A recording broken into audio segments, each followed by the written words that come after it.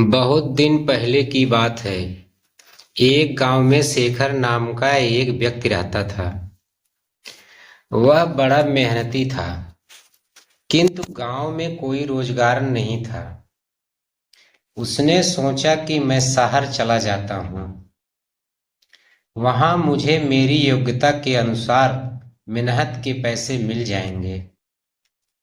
यह सोचकर शेखर एक दिन अपने गांव से शहर की ओर चल दिया। शहर बहुत दूर था। चलते चलते शेखर थक चुका था। शेखर इतना थक गया था कि अब उसने बिल्कुल भी चला नहीं जा रहा था और वह थक कर वहीं बैठ गया। तभी शेखर ने देखा कि वहां से कुछ दूरी पर एक झोपड़ी है और झोपड़ी में एक घोड़ा बंधा हुआ है। शेखर ने सोचा, क्यों न इस घोड़े को किराए पर ले लूं और इसी से शहर चला जाता हूं। शेखर जैसे तैसे झोपड़ी पर तक पहुंचा। शेखर ने देखा वहां एक व्यक्ति खड़ा हुआ है। शेखर ने समझ गया कि यह अवश्य ही घोड़े का मालिक है। शेखर उस व्यक्ति से बोला, मुझे आगे शहर जाना है और शहर यहां से कई किलोमीटर दूर है। मैं बुरी तरीके से थक चुका हूं, तो क्या मैं आपका घोड़ा ले सकता हूं? इस पर घोड़े का मालिक झुंझलाते हुए बोला, तुम्हें क्या मैं घोड़ा ऐसे ही दे दूं? शेखर बोला, मैं आपसे घोड़ा फ्री में नहीं लूंगा। इसके बदले मैं आपको घोड़े का किराया दूंगा। घोड़े का मालिक बोला, मैं तुम्हें घोड़ा किराए पर तो दे दूं, किंतु मुझे अभी दूसरे गांव जाना है। अगर तुम मुझे उस गांव तक छोड़ दो तो मैं यह घोड़ा तुम्हें किराए पर दे सकता हूं। शेखर झट से तैयार हो गया। शेखर घोड़े पर आगे बैठ गया और घोड़े का मालिक पीछे। गर्मी के दिन थे, बहुत तेज धूप थी। दोनों चलते चलते थक गए और पसीने से तरबतर हो गए। शेखर बोला, बहुत तेज गर्मी है और थकान भी बहुत हो रही है। कहीं थोड़ी देर आराम कर लिया जाए। दोनों ने इधर उधर देखा, किंतु कहीं भी कोई पेड़ दिखा नहीं। तभी शेखर घोड़े से उतरा और घोड़े के ही छांव में बैठ गया। शेखर थोड़ी देर ही घोड़े की छांव में आराम कर पाया था कि यह सब देखकर घोड़े का मालिक बुरी तरीके से जल गया। घोड़े का मालिक बोला, मैं तुम्हें घोड़ा किराए पर दिया है, उसकी छाया किराए पर नहीं दी।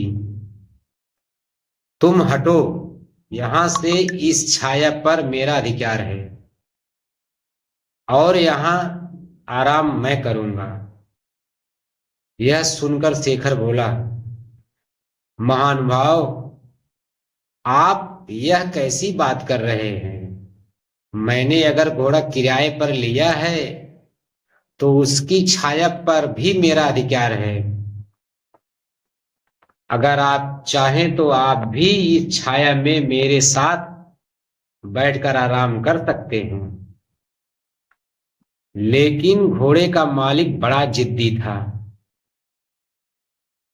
वह बोला, नहीं नहीं, इस छाया पर सिर्फ और सिर्फ मेरा अधिकार है और मैं ही इसकी छांव में बैठूंगा। तुम हटो यहां से। इतनी छोटी सी बात पर दोनों में जोर जोर से बहस होने लगी। और बात तू तू मैं पर आ गई, हाथापाई पर आ गई। दोनों एक दूसरे से झगड़ने लगे और एक दूसरे पर लात घूंसे बरसाने लगे।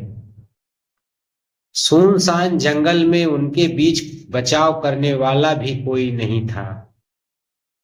दोनों की लड़ाई देखकर घोड़ा भड़क गया और वहां से भाग गया। थोड़ी देर बाद जब घोड़े का मालिक घोड़े को देखा तो वह कहीं दिखलाई नहीं दिया। यह देखकर घोड़े का मालिक बोला, अरे मेरा घोड़ा कहाँ चला गया? वह तो अभी नया है, उसने ठीक से घर भी नहीं देखा है, पता नहीं कहाँ चला गया और अब मैं उसे कैसे ढूंढूं?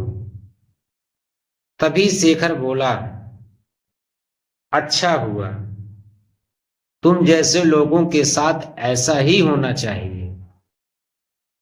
अभी तुम छाया के लिए परेशान हो रहे थे, अब घोड़े की काया के लिए परेशान होना। घोड़े के मालिक को अपनी गलती का एहसास हुआ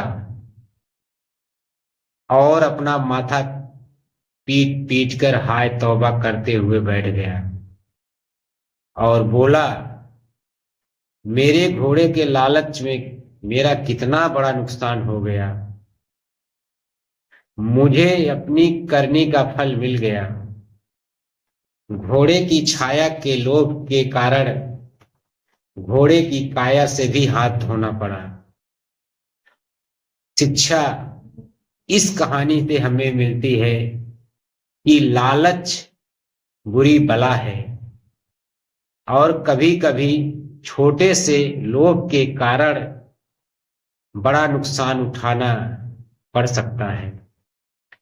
मेरी कहानी अच्छी लगी तो लाइक और शेयर सब्सक्राइब करें। धन्यवाद दोस्तों।